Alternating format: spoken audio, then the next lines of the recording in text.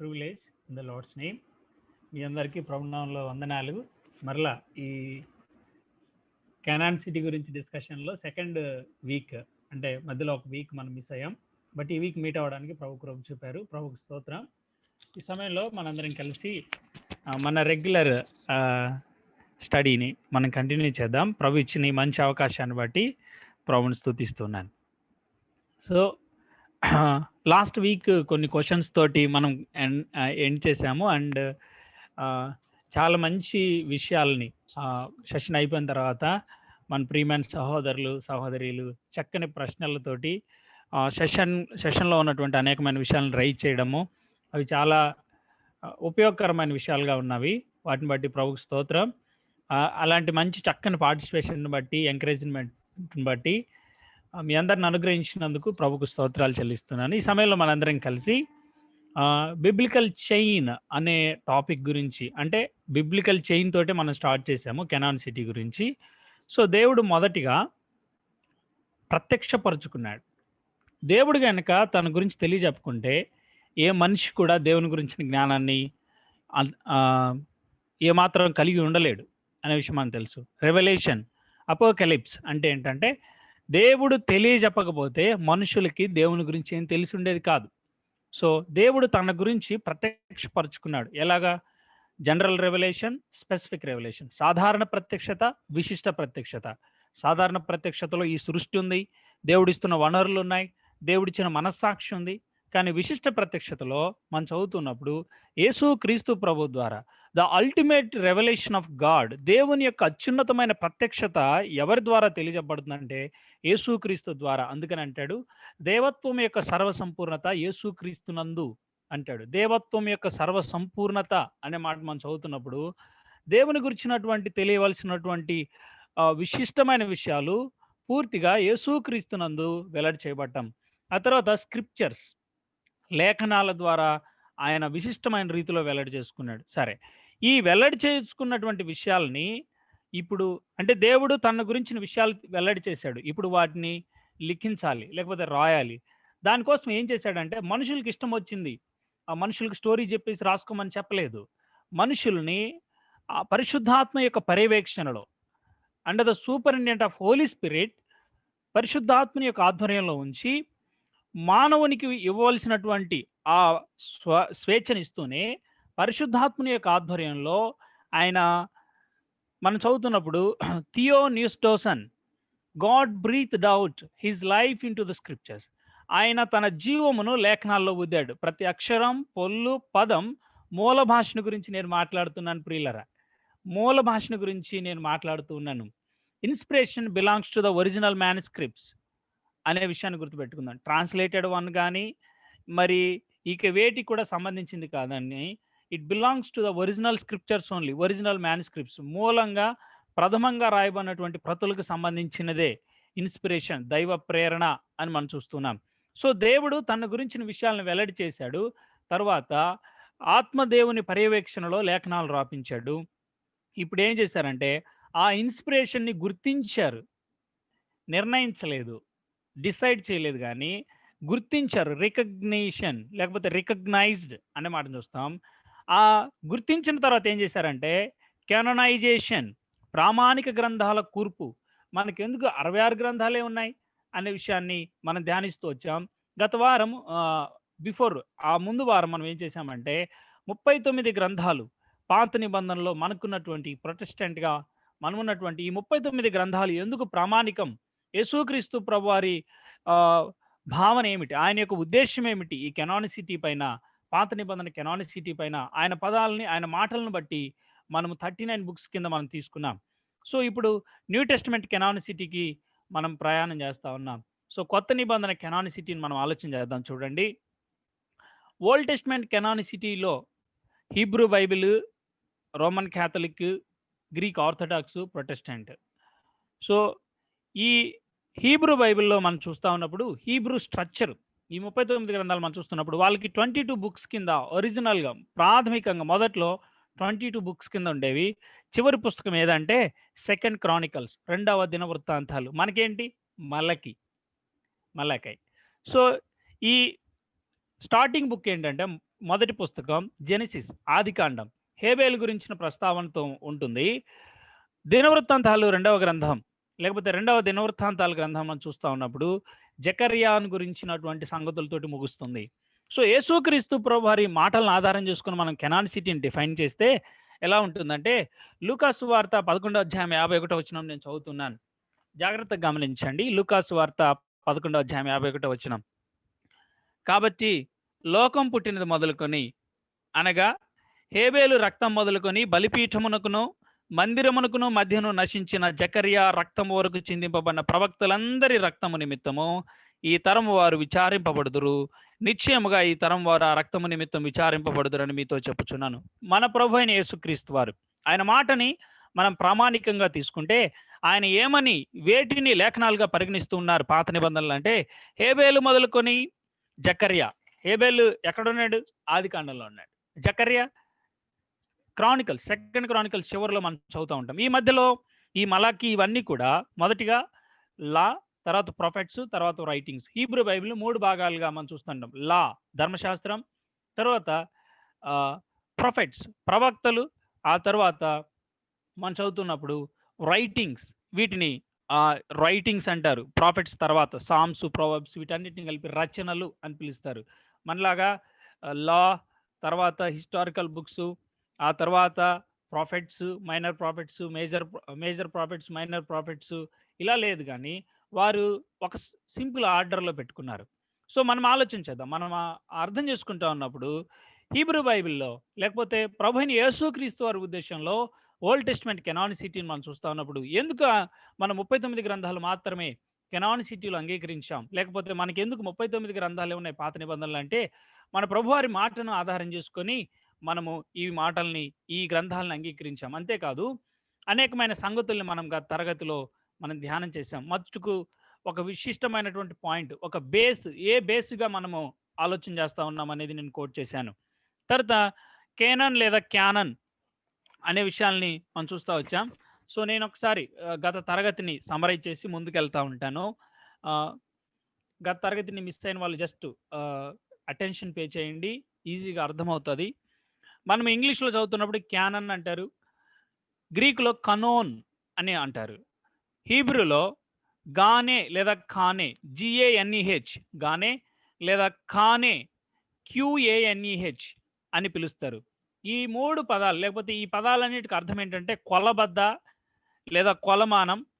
ఇంకొక విషయం ఏంటంటే, పాత రోజుల్లో ఆ దినాల్లో రెల్లుతోటి రెల్లుని కొలబద్దగా వాడేవాళ్ళు. రెల్లు అంటే జమ్ము వీటన్నిటితోటి కలిసి ఉండేది. జమ్ము లాంటి ఒక వస్తువు, ఒక చెట్లు, ఒక చిన్న చెట్టుది. సో అలాంటి దాంతోటి కొలబద్దగా కోల్చేవారు. దాన్ని ఆధారం చేసుకొని మనం చూస్తా ఉన్నప్పుడు ఇక్కడ కేనన్ లేదా క్యానన్ అనే విషయాలు మనం చూస్తున్నప్పుడు దేవుని వాక్యం, లేకపోతే దేవుని గ్రంథం ఏది అనే కొలబద్ద గురించి మనం ఆలోచన చేస్తున్నప్పుడు కేనన్ అనే పేరు పెట్టడం చాలా సమయోచితం, చాలా అంగీకారయోగ్యమైనదని మనకు అర్థమవుతుంది. సో కేనన్ లేకపోతే కనోన్ అనే మాట బైబిల్లో ఉందా అని మనం చూస్తూ వచ్చినప్పుడు మనం చదివాము. గలతీ పత్రిక 6వ అధ్యాయం 16వ వచనం, ఫిలిప్పీ పత్రిక 3వ అధ్యాయం 16వ వచనం, యాజ్ పర్ దిస్ రూల్, ఈ నియమము ప్రకారము అని మనం చదువుతూ ఉంటాం. ఈ అనుగ్రహించబడిన ఈ క్రమము చొప్పున అనే మాటని నియమము, క్రమము అని తెలుగులో ట్రాన్స్లేట్ చేయడం మనం చూస్తా ఉన్నాం.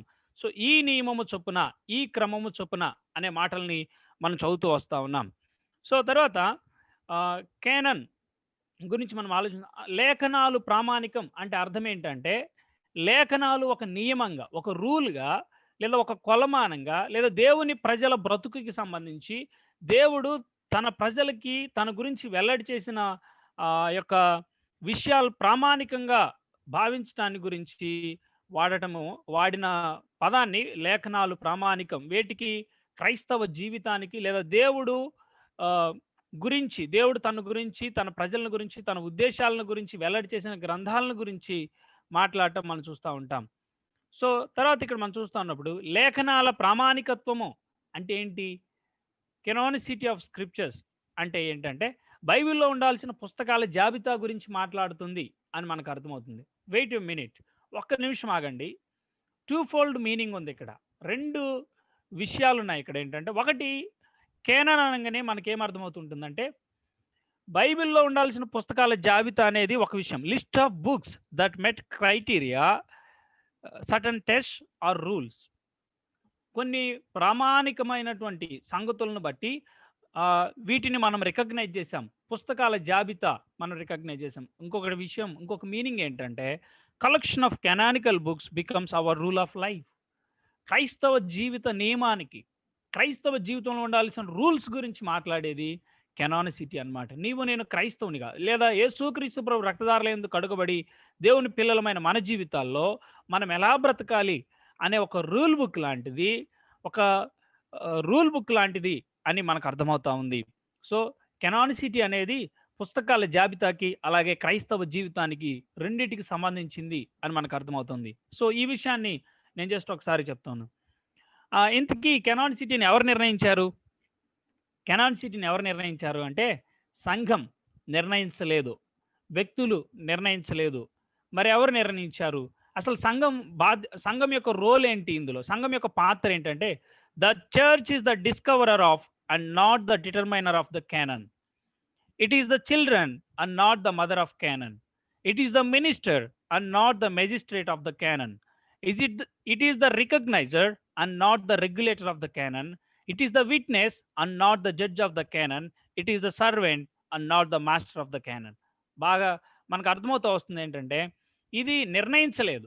ఇది మూలం, సంఘం మూలం కాదు. లేఖనాల్లో ఇవి ఉండాలి, మనకు అనుకూలమైన పుస్తకాలు పెట్టేసుకుందాం, అందుకని మనం డిసైడ్ అయిపోదాం. కాదు. ఒక వ్యక్తో, ఒక వ్యవస్థో, ఒక గుంపు నిర్ణయిస్తే మనకి బైబిల్లో ఉన్న పుస్తకాలు నిర్ణయించబడలేదు. కానీ సంఘం చేసిన పనేంటి? సంఘం యొక్క ప్రాథమికమైన బాధ్యత ఏముంది అంటే, ఇందులో దే రికగ్నైజ్డ్ వాళ్ళు గుర్తించారు. మనం ఇక్కడ చదువుతూ వచ్చినప్పుడు అదే కదా, బిబ్లికల్ చైన్లో మనం అదే చూసాం కదా, గుర్తించడం, రికగ్నైజేషన్. ఈ ఎందుకు అంటే, మనం చూస్తూ వచ్చినప్పుడు కొన్ని పాయింట్స్ నేను యాడ్ చేస్తా ఉన్నాను. ప్రత్యక్షత మనం చూసాం, అలాగే దైవావేశం అనే విషయాన్ని మనం చూస్తా ఉన్నాం. దైవ ప్రేరణ లేదా దైవావేశం మనం చూస్తా ఉన్నాం. గుర్తుపెట్టుకోండి, సంఘం దైవావేశాన్ని గుర్తించింది. ఏ ఏ గ్రంథాల్లో అయితే దైవావేశం ఉందో అవే కెనానిసిటీలో ఉన్నాయి. ఏ గ్రంథాల్లో అయితే దేవుడు దైవావేశమును జోడించినాడో, దైవావేశమును ఉంచినాడో అవే మనము కెనానిసిటీలోకి అంగీకరించాం. ఇంతకీ దైవావేశము ఎలా నిర్ణయించబడుతుంది అంటే, వ్యక్తిని బట్టి దైవావేశం నిర్ణయించబడదని మొదటిగా గుర్తుపెట్టుకుందాం. ఒక వ్యక్తిని బట్టి దైవావేశము నిర్ణయించబడద్దు. అంతేకాదు, ఒక మాట నేను చెప్తున్నాను, దేవుడు అపోస్తలు రాసిన దానిని దైవావేశపరచాడు, కానీ అపోస్తలను కాదు. Inspiration belongs to the scriptures, not to the persons. ఈ దైవావేశం అనేది వ్యక్తులకు చెందింది కాదు, లేఖనాలకు చెందింది అని మనం చూస్తున్నాం. ఒక వ్యక్తి 10 పుస్తకాలు రాశాడు కాబట్టి 10 పుస్తకాలు దైవ ప్రేరణ అంటే కాదు. ఆ వ్యక్తిని బట్టి దైవావేశము దైవ ప్రేరణ కాదు. రాయబడినటువంటి ఆ గ్రంథంలో దైవావేశాన్ని బట్టి అవి కెనానిసిటీలో చేర్చబడ్డాయి, కానీ ఆ వ్యక్తి రాశాడు కాబట్టి దైవావేశంలోనికి రాలేదు అని మనం, కెనానిసిటీలోకి రాలేదు అని మనం గుర్తించాలి. అంతేకాదు, ఇంతకీ ఈ గ్రంథాల్లో, ఈ ప్రామాణికమైన గ్రంథాల్లో దైవావేశము ఎప్పటి నుంచి ఉంది? మధ్యలో ఎవరైనా చెప్పించారా అంటే లేదు. రాయబడినప్పుడే ప్రామాణిక గ్రంథాల్లో భాగమయ్యాయి. రాయబడినప్పుడే దైవావేశం వాటిలో ఉంది. అంతేకాదు, రాయబడినప్పుడే కెనానిసిటీలో ఉండాలని దేవుడు నిర్ణయించాడు. సో మనకు అర్థమవుతున్న విషయం ఏంటంటే, మన చేతిలో ఉన్న ఈ గ్రంథం, మనకి అందించబడినటువంటి గ్రంథాలు దైవావేశంతో కూడినవి. రాయబడినప్పుడే ప్రామాణిక గ్రంథాలుగా దేవుడు నిర్ణయించాడు. ఆ తర్వాత మనం గుర్తించాం అని మనకు అర్థమవుతుంది.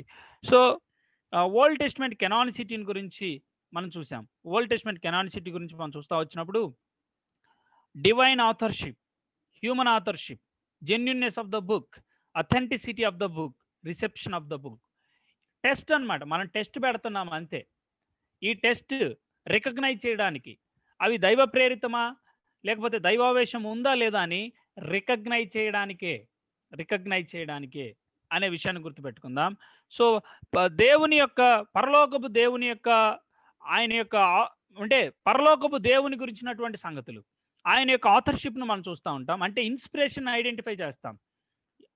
ఇంకోటి, ఇన్స్పిరేషన్ గురించి రాయబడిన గ్రంథాలు స్పష్టంగా వెల్లడి చేస్తాయి. Internal evidences are there.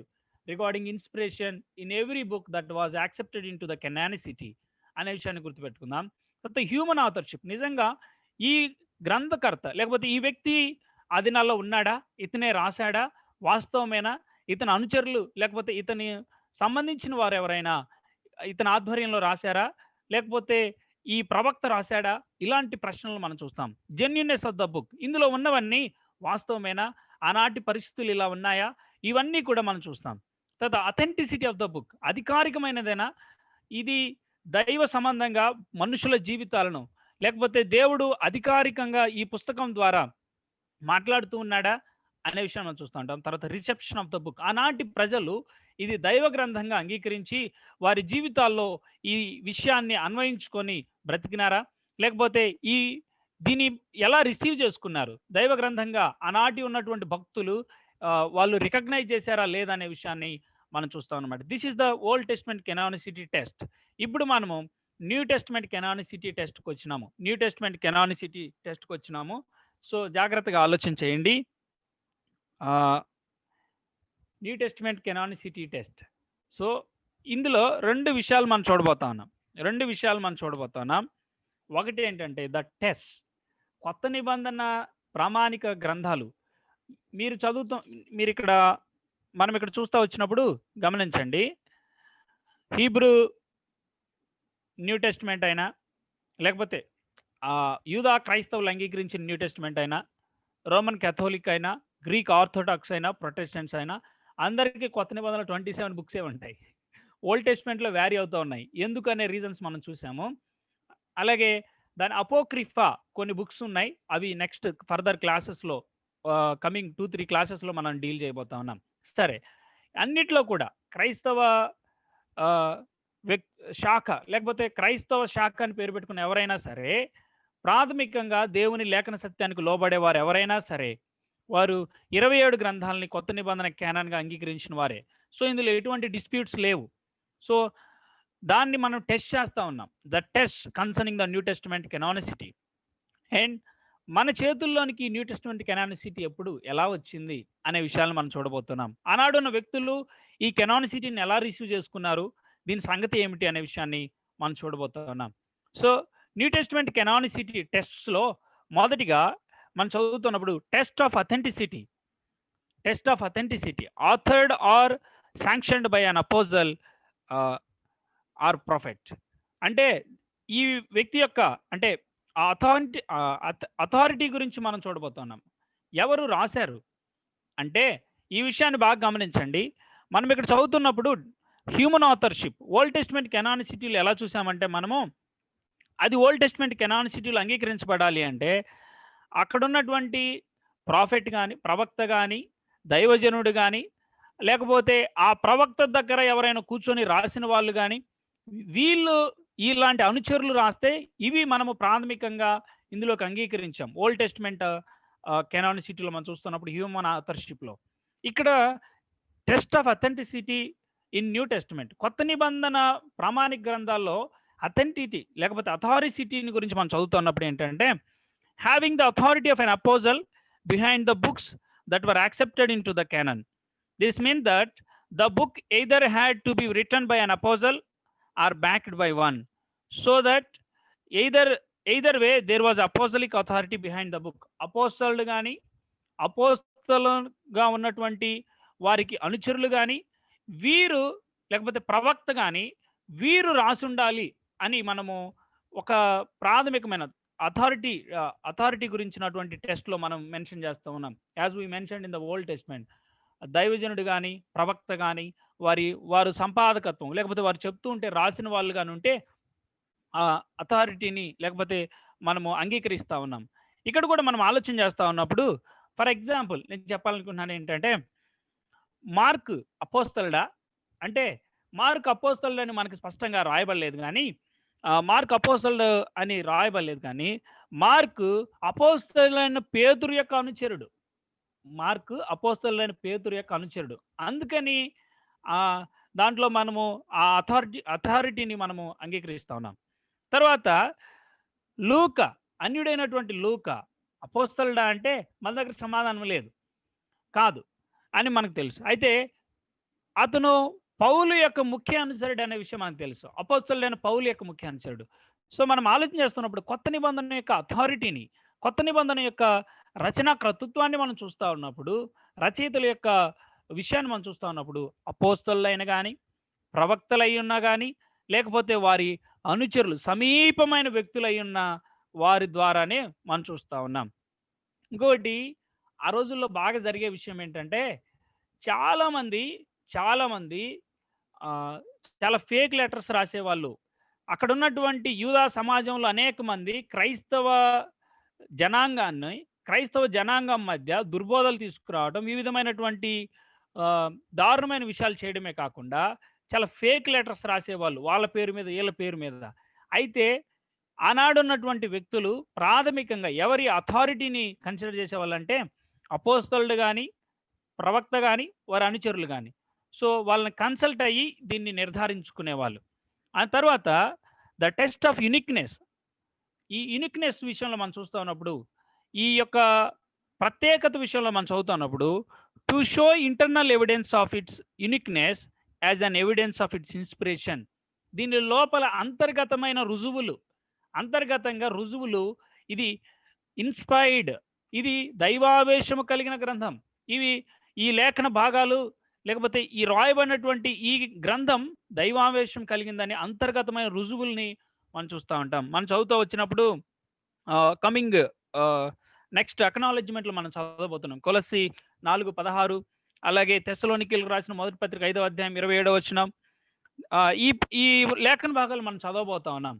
Anyway just ఇప్పటికైతే ఈ టెస్ట్ ఆఫ్ యూనిక్‌నెస్ ఏంటంటే, దైవ ప్రేరితమైన అంతర్గతమైన రుజువులు ఉన్నాయా అని మనం చూస్తా ఉన్నాం. తర్వాత test of acceptance by the churches. ఆనాటి సంఘాలు, ఆనాడున్నటువంటి వేరు ప్రాంతాల్లో, వేరు స్థలాల్లో ఉన్న సంఘాలు వీటిని ఎలా రిసీవ్ చేసుకున్నారు, ఈ గ్రంథాన్ని ఎలా రిసీవ్ చేసుకున్నారు అనే విషయాన్ని మనం చూస్తాం. తర్వాత వైడ్ సర్క్యులేషన్. దైవ ప్రేరితమని గుర్తించిన వారు దీన్ని ఎంతగా సర్క్యులేట్ చేశారనే విషయం, విస్తృత పంపిణీ అని మనం చూస్తూ ఉంటాం. ఎంతగా వారు నమ్మి దీన్ని రికగ్నైజ్ చేసి సర్క్యులేట్ చేశారనేది కూడా మనం కన్సిడర్ చేసుకున్నాం. తర్వాత ఆ కొత్త నిబంధన కెనానిసిటీలో ఇంకొక ముఖ్యమైన పాయింట్ అంటే క్రైస్ట్ సెంటర్డ్‌నెస్. క్రీస్తు కేంద్రితంగా ఉందా? క్రీస్తు కేంద్రితంగా ఉందా? క్రీస్తు వైపే నడిపిస్తుందా? క్రీస్తు కాకుండా మరి దేన్నన్నా కేంద్రం చేసుకొని ఉంటే అది దైవ ప్రేరితం అని నమ్మటానికి ఏమాత్రం కూడా అవకాశం లేదు. సో, దాన్ని ఎక్కువగా ఎంఫసైజ్ చేయటం మనం చూస్తా ఉంటాం. ఆ తర్వాత ఆర్థోడాక్సీ. ఆర్థోడాక్సీ అంటే మూల లేకపోతే చూడండి, ఏడీ 100కి వచ్చేసరికి కొన్ని గ్రంథాలు రాయబడినాయి. అయితే దీనికి ముందుగా రాయబడినటువంటి ఈ గ్రంథాల్లో ఉన్నటువంటి బోధకి, ఇప్పుడు రాయబడినటువంటి ఈ గ్రంథాల్లో ఉన్నటువంటి దానికి ఏమైనా కాంట్రడిక్షన్స్ ఉన్నాయా? లేకపోతే ఆది సంఘ ఆది సంఘంలో ఉన్నటువంటి ఆ అపోస్తలుల బోధకి, దాని కంటిన్యూషన్‌లో వస్తున్నటువంటి ఆ తర్వాత రాయబడుతున్న పత్రికలకి కొనసాగింపుగా ఉందా? లేకపోతే ఒక నూతనమైన విషయాల్ని, లేకపోతే కాంట్రడిక్షన్స్ తీసుకొస్తున్నారనే విషయాన్ని కూడా మనం టెస్ట్ చేస్తా ఉంటాం అన్నమాట. So, this is the test for new testament canonicity. Test of authority, test of uniqueness, test of acceptance by the churches, wide circulation, Christ centredness, orthodoxy. So, మీరు ఇవన్నీ గుర్తుపట్టుకోలేకపోవచ్చు. కానీ నేను ఒక సింపుల్‌గా 5 ఇష్యూస్, ఇందులో ఏది మిస్ అయినా సరే కెనానిసిటీని మనము అందులో, లేకపోతే ఇన్స్పిరేషన్ అందులో రికగ్నైజ్ చేయడం కష్టం అని నేను అనుకుంటాను. కాబట్టి ఆథర్‌షిప్, 2 లోకల్ చర్చ్ యాక్సెప్టెన్స్, ఆనాడున్నటువంటి సంఘాలు ఎలా అంగీకరించాయి, తర్వాత చర్చ్ ఫాదర్స్ రికగ్నిషన్, మనకంటే ముందున్నటువంటి ఆనాడు ఉన్నటువంటి సంఘ పితరులు ఇన్స్పిరేషన్ని రికగ్నైజ్ చేసిన విషయం, గుర్తించిన విషయాన్ని మనం చూస్తాము. తర్వాత బుక్ సబ్జెక్ట్ మ్యాటర్ కంటెంట్, అందులో ఉన్నటువంటి విషయాలు ఎలా ఉన్నాయి, అందులో ఉన్న విషయాలు అంతర్గతంగా ఇన్స్పైర్డ్ అని సాక్ష్యం ఇస్తున్నాయా? ఆ తర్వాత పర్సనల్ ఎడిఫికేషన్ అని మనం చూస్తున్నాం. వ్యక్తిగత క్షేమాభివృద్ధి, క్రీస్తు సారూప్యతలోనికి వెళ్ళటానికి పురికొల్పును, అలాగే క్రీస్తు సారూప్యతలోకి వెళ్ళవలసిన ఆవశ్యకతను మెన్షన్ చేయడం మనం చూస్తూ ఉంటాం. సో, ఒక చిన్న విషయాలుగా మనం చూస్తూ ఉన్నప్పుడు ఇంకోటి గుర్తుపెట్టుకుందాం, combination of 5 steps, not just alone. ఈ 5 మనం కలిపి చూడాల. సో, లోకల్ చర్చ్ యాక్సెప్ట్ చేశారు కాబట్టి ఇక అయిపోయింది కెనానిసిటీ కాదు. Church fathers recognition, book subject matter, personal edification, authorship, ఇవన్నీ కంబైన్డ్గా మనం చూస్తామన్నమాట. ఏదో ఒక్కటి యాక్సెప్ట్ అయిపోయింది కాబట్టి ఇది కెనానిసిటీలో ఉంది అనడానికి వీల్లేదు. కానీ ఇవన్నీ కూడా మనము జాగ్రత్తగా పరిశీలించి ఆనాడున్నటువంటి మన పితరులుగా ఉన్నటువంటి వారు గుర్తించడం, కెనానిసిటీలో ఉండాల్సిన బుక్స్ గురించి గుర్తించడం మనం చూస్తా ఉన్నాం. సో దీని తర్వాత మనం చదువుతున్నప్పుడు సో ఇది నేను సమరైజ్ చేస్తా ఉన్నాను. ఎలాగో కొత్త నిబంధన కెనానిసిటీ పరీక్ష ఎలా ఉంటుంది అనేది మనం చూసాం. సో ఇప్పుడు ఏంటంటే new testament canonicity, the process of acknowledgement of the new testament canon మనం చూస్తా ఉన్నాం. సో 4 ఫేజెస్ గుర్తుపెట్టుకోండి. The witness of the apostolic period, the witness of the period between AD 70 to 170, the witness of the period between AD 170 to 350, the council of Carthage. ఈ 4 చాలా ఇంపార్టెంట్గా ఉన్నాయి. ఈ 4 తర్వాత నేను ఒక చిన్న షార్ట్గా వీటిని బ్రీఫ్గా చెప్తాను. So the witness of the apostolic period అంటే మనం చదువుతున్నప్పుడు అపోస్తలులు ఇవి లేఖనాలు అని పరిగణించి వీటిని వైడ్లీ సర్క్యులేట్ చేయమని సజెస్ట్ చేసిన విషయాల్ని మనం చూద్దాం. కొలసీయులకు రాసిన పత్రిక 4వ అధ్యాయం 16వ వచనం. కొలసీయులకు రాసిన పత్రిక 4వ అధ్యాయం 16వ వచనం మనం చదువుతున్నాం. ఈ పత్రిక మీరు చదివించుకున్న తరువాత లవోదికయ వారి సంఘములోను చదివించుడి. లవోదికయకు రాసి పంపిన పత్రికను మీరును చదివించుకొనిడి అనే మాట మనం చదువుతున్నాం. సో అపోస్తలుల యొక్క కాలంలో దీనిలో ఉన్నటువంటి ఇన్స్పిరేషన్ని వారు లేకపోతే వీటిని లేఖనాలుగా పరిగణించి అనేకులకు వైడ్ రేంజ్లో సర్క్యులేట్ చేయమనే సజెషన్ని మనం చూస్తూ ఉన్నాం. ఆ తర్వాత తెస్సలోనికీయులకు రాసిన మొదటి పత్రిక 5వ అధ్యాయం 27వ వచనం మనం చదువుతున్నప్పుడు, సహోదరులందరికీ ఈ పత్రిక చదివి వినిపింపవలనని ప్రభువు పేర మీకు ఆనబెట్టుచున్నాను. సహోదరులందరికీ పత్రిక వినిపించవలనని ప్రభు పేరు మీకు ఆనబెట్టుచున్నాను అనే మాటలు చదువుతున్నాం. సో ఇవి అపోస్తలిక్ పీరియడ్లో ఉన్నటువంటి ఒక టెస్టిమోనీస్ ఏంటంటే రాయబడిన అలాగే డివైన్ ఇన్స్పైర్డ్ బుక్స్ని పంచడం మనం చూస్తున్నాం. పంపి చదవమని చెప్పడం, సజెస్ట్ చేయడం మనం చూస్తూ ఉన్నాం. సరే, ఇంకొక విషయాన్ని కూడా మనం చదువుదాం. పౌలు రాసినటువంటి పత్రికల గురించి పేతురు భక్తుడు ఏం రాస్తున్నాడో మనం చూద్దాం. పేతురు రాసిన 2వ పత్రిక 3వ అధ్యాయం 16వ వచనం మనం చదువుదామా? పేతురు రాసిన 2వ పత్రిక 3వ అధ్యాయం 16వ వచనం. వీటిని గురించి తన పత్రికలన్నిటిలో బోధించుచున్నాడు. ఎవరు?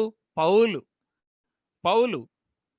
అయితే వాటిలో కొన్ని సంగతులు గ్రహించుటకు కష్టతరమైనవి, వీటిని విద్యావిహీనులను అస్థిరులైన వారును తక్కిన లేఖనములను అపార్థము చేసినట్లు, రిమైనింగ్ స్క్రిప్చర్స్ అనే మాట, తక్కిన లేఖనములు అపార్థం చేసినట్లు తమ స్వకీయ నాశనమునకు అపార్థము చేయుదురు అనే మాట మనం చూస్తున్నాం.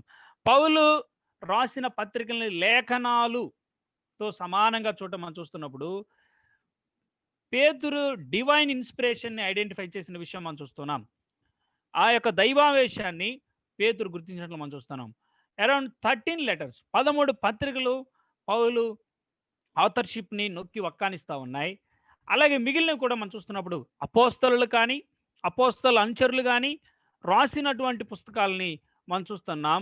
వాటిలో దైవావేశాన్ని మనం గుర్తిస్తూ ఉన్నాం. అందుకని మనం మొదట్లో ఒక మాట చెప్పుకున్నాం. ఏమనంటే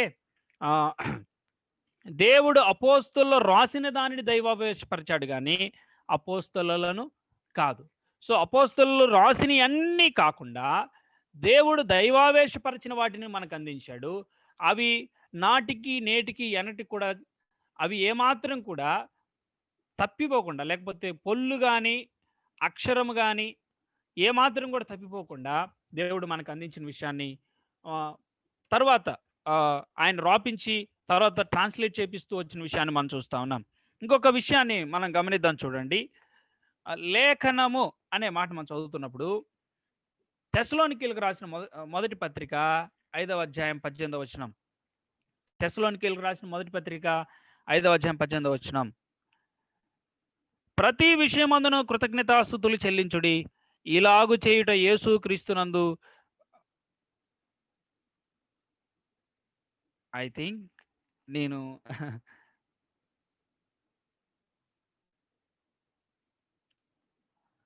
ప్రియమైన వారలారా, ఓకే, ప్రతి విషయమందును కృతజ్ఞతాస్తుతులు చెల్లించుడి. ఇలాగు చేయుట యేసుక్రీస్తునందు మీ విషయంలో దేవుని చిత్తము. ఆత్మను ఆర్పకుడి, ప్రవచించుటను నిర్లక్ష్యము చేయకుడి, సమస్తమును పరీక్షించి మేలైన దానిని చేపట్టుడి, ప్రతి విధమైన కీడునకు దూరముగా ఉండుడి అనే మాట మనం చదువుతున్నాం. అట్లాగే లూకా సువార్త 10వ అధ్యాయం 7వ వచనాన్ని మనం చదివితే, లూకా సువార్త 10వ అధ్యాయం 7వ వచనాన్ని,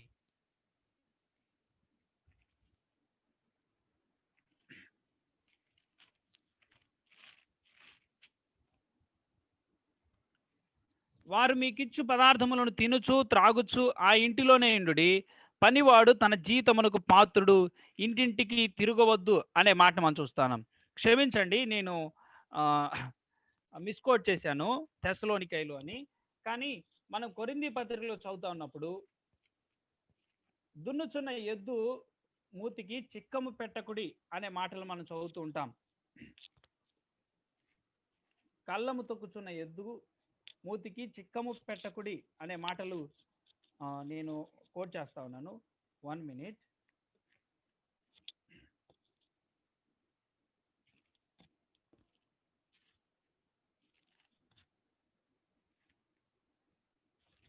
సో ఇక్కడ ఉన్నటువంటి ఈ మాటలో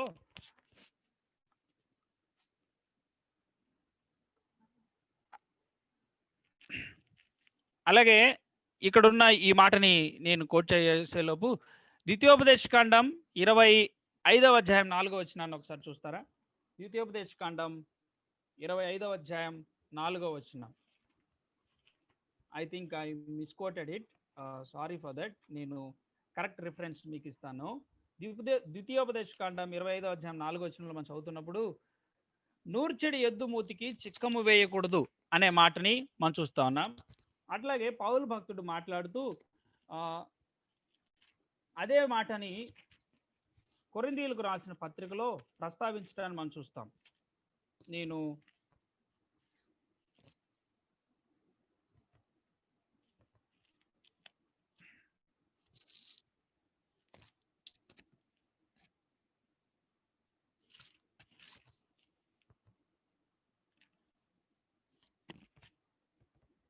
ఎనీవే నేను జస్ట్ అయిపోయిన తర్వాత నేను ఒకసారి చూసి చెప్తాను. సో ఇక్కడ మనం చదువుతున్నప్పుడు లూకా ఒకే విషయం చెప్తున్నాడు, ఏంటంటే పనివాడు జీతానికి పాత్రుడు, అతను అభ్యంతర పట్టవద్దు అని. అలాగే కొరింథీ పత్రికలో పౌలు చెప్తూ అంటాడు ఏమనంటే నూర్చెడి ఎద్దు మూతికి చిక్కం పెట్టొద్దని. అలాగే ద్వితీయోపదేశకాండం 25వ అధ్యాయం 4వ వచనం చదువుతున్నప్పుడు లేఖనం ఇలాగ చెప్పుచున్నది అని చెప్పి ఏమంటున్నాడు? నూర్చెడి ఎద్దు మూతికి చిక్కం పెట్టకుడి. ఈ 3 వచనాలు మనం పక్కన చూస్తా ఉన్నప్పుడు ఈ 3 అంటే లేఖనాలుగానే పరిగణించబడ్డాయి. వీటి సమ్మరీ ఒకే రకంగా ఉంది. సో అక్కడ మనం చదువుతున్నప్పుడు లూకా రాసినప్పుడు ఒకే మీనింగ్లో ఉంది, అపోస్తలుడైన పౌలు రాసినప్పుడు ఒకే మీనింగ్లో ఉంది. అలాగే ద్వితీయోపదేశకాండం 25వ అధ్యాయం 4వ వచనంలో కూడా మనం చూస్తూ ఉన్నప్పుడు ఈ 3 కూడా లేఖనాలుగా పరిగణించబడ్డాయి. సో ఆ అపోస్తలుల యొక్క అనుచరుడైనటువంటి లూకా రాసినప్పుడు లేఖనాలుగానే పరిగణించబడింది. అలాగే పౌలు రాసినప్పుడు లేఖనాలుగానే పరిగణించబడ్డాయి. అలాగే పాత నిబంధనలో ఉన్నటువంటి మోషే రాసిన గ్రంథం కూడా లేఖనంగానే పరిగణించబడింది. మనం ప్రాథమికంగా చదువుతున్నప్పుడు అపోస్తలుల పీరియడ్లో ఉన్నటువంటి సాక్ష్యాలు మనం చూస్తూ ఉన్నాం. ఆ యొక్క అపోస్తలుడైనటువంటి పేతురు రాసిన గ్రంథంలో లేఖనాలు అని ఆ యొక్క పౌలు రాసిన గ్రంథాలని లేఖనాలు, డివైన్ ఇన్స్పైర్డ్ అనే మాటతోటి సంబోధించడం మనం చూస్తూ ఉన్నాం. సో ఇది అపోస్తలిక్ పీరియడ్లో ఉన్నటువంటి టెస్టిమోనీ మనం చూస్తూ ఉన్నాం. అయితే AD 70 నుంచి 170 దాకా, AD 70 నుంచి 170 దాకా, అప్పటికి AD 70 అంటే పౌలు పత్రికలన్నీ కూడా ఆల్మోస్ట్ కంప్లీట్ అయిపోయాయి. ఆ తర్వాత 90కి వచ్చేసరికి 90 to 100కి వచ్చేసరికి కెనానిసిటీ, కొత్త నిబంధన గ్రంథాలన్నీ కూడా రాయబడినాయి. సో ఇప్పుడు ఈ 70 నుంచి 170 మధ్యలో ఎలాంటి ఇన్సిడెంట్స్ జరిగాయంటే all the new testament books were cited in other writings and the church fathers recognised as canonical all 27 books. ఆ తర్వాత సంఘ పితరులు చేసింది ఏంటంటే, మనం ఇప్పుడు వాక్యం చెప్పుకుంటున్నప్పుడు ఆ పలానా లేఖన భాగం చూద్దాం అని చెప్పుకున్నట్టే వారు ఈ 27 బుక్స్లో నుంచి కొటేషన్స్ ఇవ్వడం, కోట్ చేయడం స్టార్ట్ చేశారు. క్రైస్తవ జీవితాల్లో ఎలాంటి రూల్స్ ఉండాలి అనే వాటి గురించి మాట్లాడేటప్పుడు ఈ 27 బుక్స్లో నుంచే మాట్లాడడం స్టార్ట్ చేసినారు. సో తర్వాత 170 నుంచి 350 మధ్యలో ఏం జరిగింది అనుకోటి, ఈ 27 బుక్స్ ఒకే చోట పెట్టి వాళ్ళు కోట్ చేయలేదు. అప్పటికి చాలా ప్లేసెస్లో వేరు ప్లేసెస్లో రాయబడి అవన్నీ కూడా భద్రపరచబడి ఉన్నాయి. అయితే ఏడి 170 నుంచి 350 మధ్యలో జరిగింది ఏంటంటే, ఏడి 170 నుంచి 350లో 3 టైప్స్ ఆఫ్ క్యానన్స్ని వాళ్ళు కలిగి ఉన్నారు. ఒకటి Muratorian canon, 2 old Syriac version, 3 old Latin version. అయితే గమనించండి, వీటన్నిటిలో కూడా ఈ మూడిట్లో కూడా ఈ 27 బుక్స్ గురించే ప్రస్తావన ఉండేది. ఒక్కొక్క దాంట్లో అంటే మొరటోరియన్ క్యానన్ అంటే అది 170లో లభ్యమైంది. ఏడి 170లో లభ్యమైంది. దాంట్లో ఒక బ్రేక్ ఉందన్నమాట. అందులో మధ్యలో ఏదో బ్రేక్ అయిపోయినట్టుంది. ఆ బ్రేక్ అయిన తర్వాత కొన్ని మిస్ అయినట్టు కనపడ్డాయి. So it may be means break in the manuscript means it may be damaged. We don't know exactly. But మనం చూస్తూ ఉన్నప్పుడు అందులో Hebrews, James, first and second Peter miss అయినట్లుగా మనకు కనపడతా ఉంటాయి. ఆ తర్వాత ఓల్డ్ సిరియక్ వర్షను, ఆ తర్వాత ఓల్డ్ లాటిన్ వర్షను. ఈ 3 వర్షన్స్ మనకి ఈ 3 కెనానికల్ బుక్స్‌గా మనం డిసైడ్ అవ్వడానికి ఈ 3 చాలా హెల్ప్ అయ్యాయి. ఏవి కెనానికల్‌లో ఉండాలి, ఏవి ప్రామాణికమైన గ్రంథాలని మనము గుర్తించడానికి, నిర్ణయించడానికి కాదు, గుర్తించడానికి ఈ 3 చాలా హెల్ప్ అయ్యాయి. వాటి గురించి మనం చదువుతున్నప్పుడు నేను ఈ స్టేట్మెంట్ చదువుతా ఉన్నాను. all these three things helped us are unqualified candidates for books to be included in the canon were rejected during this period. Most of the New Testament books were received, only a few were debated. అన్ని అంటే అసలు కెనానిసిటీకి సంబంధం లేని పుస్తకాలు ఏవో decide అయిపోయింది. కెనానిసిటీలో ఏవి ఉంచాలి అనే కెనానిసిటీలో ఏవి ఉన్నవి లేకపోతే ఏవి దైవ ప్రేరితమైనవి, దైవావేశం కలిగినవి గుర్తించడం ఆల్మోస్ట్ ఒక ఎండ్కి వచ్చిన టైం ఇది. అలాంటి టైంను మనం చూస్తున్నాం. And the council of Carthage 397లో ఏం జరిగిందంటే, క్రైస్తవ సమాఖ్య ఆల్మోస్ట్ అందరూ క్రైస్తవ జనాంగం అంతా కూడా ముఖ్యమైనటువంటి స్థానిక సంఘాల్లో బాధ్యత కలిగినటువంటి వీరందరూ కూడా గ్యాదర్ అయ్యి వాళ్ళందరూ కలిసి గుర్తించిన విషయం ఏంటంటే, they fixed the limits of the new testament canon. ఈ 27 గ్రంథాలు దైవ ప్రేరితమైనవి, అపోస్తలుల చేత రాయబడినవి, అపోస్తల అనుచరుల చేత రాయబడినవి. అందువలన మాత్రమే కాదు, వీటిలో ఇంటర్నల్ ఎవిడెన్స్ ఉంది. ఇవి దైవ ప్రేరితమైన లేఖనాలు అందులోనే మెన్షన్ చేయబడుతూ ఉన్నట్లుంది. కాబట్టి ఇది దైవ ప్రేరితంగా మనం అంగీకరిద్దాం. ఈ 27 మాత్రమే దైవ ప్రేరితం అని వారు గుర్తించడం జరిగింది. సో ఇది ఈ 3 విట్నెసెస్కి సంబంధించిన అపోస్తలిక పీరియడ్లో పౌలు రాసిన వాటిని, అలాగే మిగిలిన గ్రంథాలను మనం చూస్తూ ఉన్నప్పుడు అవి దైవ ప్రేరితమని ఆత్మ ప్రేరేపణ ద్వారా అక్కడ పేతురు మెన్షన్ చేయడం మనం చూస్తూ ఉన్నాం. ఆ తర్వాత ఏడి 70 నుంచి 170 మధ్యలో జరిగిన విషయాలు మనం చూస్తూ ఉన్నాం. ఆ తర్వాత 170 నుంచి 350 మధ్యలో it helped us to disqualify all the books which should not be included in canon మనం చూస్తూ ఉన్నాం. సో కెనానిసిటీలోకి లేకపోతే దైవ ప్రేరితం కాని పుస్తకాలు ఏవేవైతే ఉన్నావో వాటన్నిటిని తీసి పక్కన పడేయడానికి, అవి దైవ ప్రేరితం కాదు అని అర్థం చేసుకోవడానికి ఈ 170 నుంచి 350 డ్యూరేషను చాలా హెల్ప్ అయిందనమాట. ఆ తర్వాత కౌన్సిల్ ఆఫ్ కార్తేజ్ అనేది ఈ 27 బుక్స్ దైవ ప్రేరితం అని గుర్తించడం జరిగింది. సింపుల్గా మనం చూస్తూ ఉన్నప్పుడు 3 minutes left, sorry for that. ఈ సింపుల్గా ఏడి 100 సుమారు ఏడి 100లో జరిగింది ఏంటంటే, సువార్త గ్రంథాలు, పత్రికలు అన్నీ కూడా కంప్లీట్ అయిపోయి ఉన్నాయి. ఆ తర్వాత ఏడి 150లో జరిగింది ఏంటంటే, పాలీకార్ప్. ఇతను ఎవరంటే అపోస్తలుడైన యోహాను యొక్క శిష్యుడు. తను అక్కడ ఉన్నటువంటి సంఘాలకు లెటర్స్ రాసేటప్పుడు ఏం చేశాడంటే 2/3 ఆఫ్ ద న్యూ టెస్టిమెంట్ తన లెటర్లో కోట్ చేశాడు. న్యూ టెస్ట్మెంట్లో ఉండాల్సినటువంటి 27 బుక్స్లో 2/3 తను లెటర్ రాస్తూ ఉన్నప్పుడు తను మెన్షన్ చేస్తూ వచ్చాడు. ఆ తర్వాత 170 ఏడి ఇతను ఎవరంటే ఇరేనియస్. ఇతను ఎవరు అంటే పాలికార్ప్ శిష్యుడు. ఒక రకంగా చెప్పాలంటే అపోస్తలుడైన యోహానుకి మూడవ తరం లేకపోతే రెండవ తరం శిష్యుడు అని చెప్పొచ్చు. మొదటి తరమేమో పాలికార్ప్ వచ్చాడు. తర్వాత ఇరేనియస్ వచ్చాడు. ఈ ఇరేనియస్ ఏం చేశాడంటే ఈయన తను 23 బుక్స్‌ని రికగ్నైజ్ చేశాడు. 23 బుక్స్ కెనానికల్ బుక్స్‌గా రికగ్నైజ్ చేశాడు. తనకున్నటువంటి అవైలబిలిటీని బట్టి చూశాడు. ఆ తర్వాత 170 ఏడీ తర్వాత 200 ఏడీ 200లో జరిగిందేంటంటే, ఇక మామూలుగా స్టార్ట్ అయిపోయిందనమాట. అందరూ మనం ఇప్పుడు వాక్యం చెప్తున్నప్పుడు మన గ్రంథం తీసుకొని చెప్తున్నట్లుగానే కొటేషన్స్ ఫ్రమ్ న్యూ టెస్టమెంట్. ఇది పలానా లేఖన ఆధారంగా ఇలా ఉంది. పలానా లేఖన ఆధారంగా ఇలా ఉందని చెప్పడం స్టార్ట్ చేశారు. ఆ తర్వాత 363 ఏడీలో జరిగిందేంటంటే, ద సినడ్ ఆఫ్ లవోదికియాను గురించి లవోదికియా సమాఖ్యలో జరిగిందేంటంటే, నాన్ కెనానికల్ బుక్స్‌లో నుంచి వచ్చే వాటిని సంఘ కూడికల్లో చదవటం మానేశారు. నాన్ కెనానికల్ బుక్స్ లేకపోతే దైవ ప్రేరితం కాని గ్రంథాలుగా ఏవైతే అప్పుడున్నవో వాటిని చదవటం ఫర్బేడ్ అనమాట. లేకపోతే వాటిని ఖండించి పక్కనేశారు. ఇందులో ఉన్నవి లేఖనాలకు సమ్మతం కాదు అన్నట్లుగా నాన్ కెనానికల్ బుక్స్‌ని క్రిస్టియన్ గ్యాదరింగ్స్‌లో చదవటం, క్రిస్టియన్ చర్చ్ సర్వీసెస్‌లో చదవటం మానేశారు, ఆపేశారు, ఖండించారు.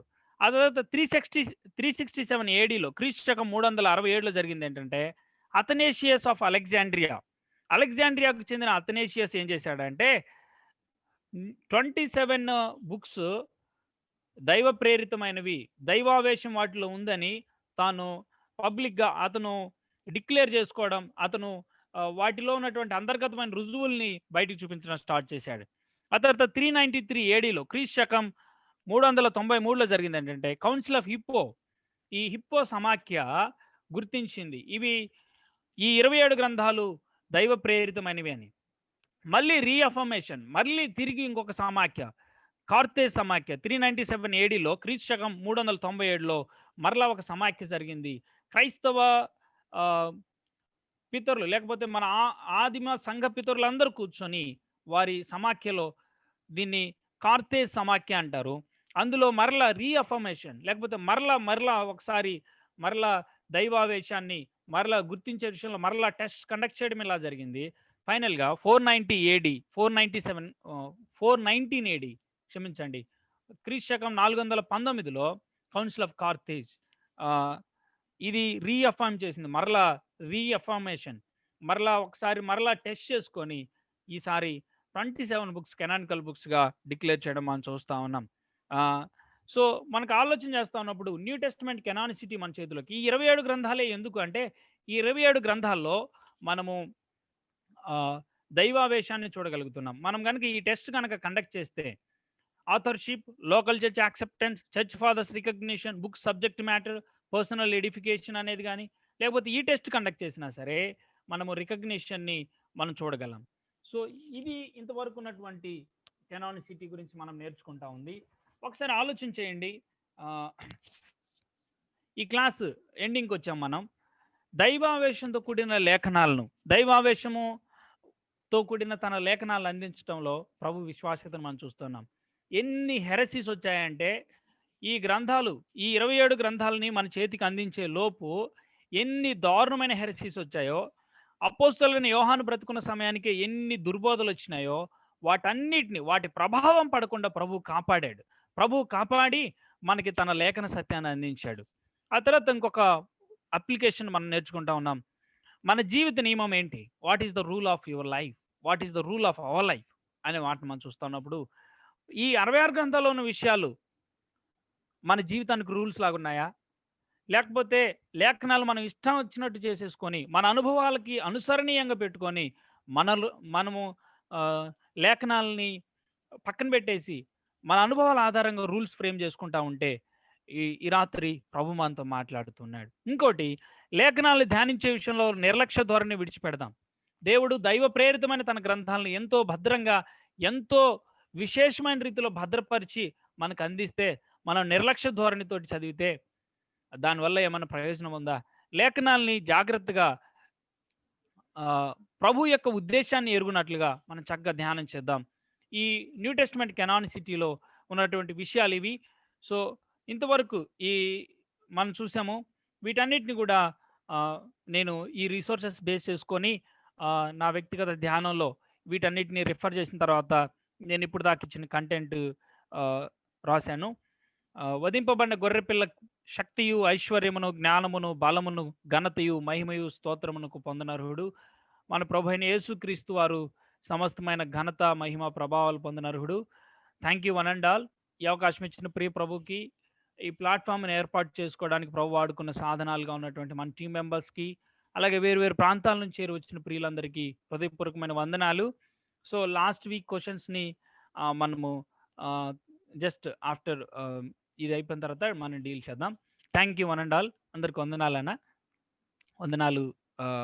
To greetings to all our team members. వందనాలు తమ్ముడు. Thank you. వందనాలు.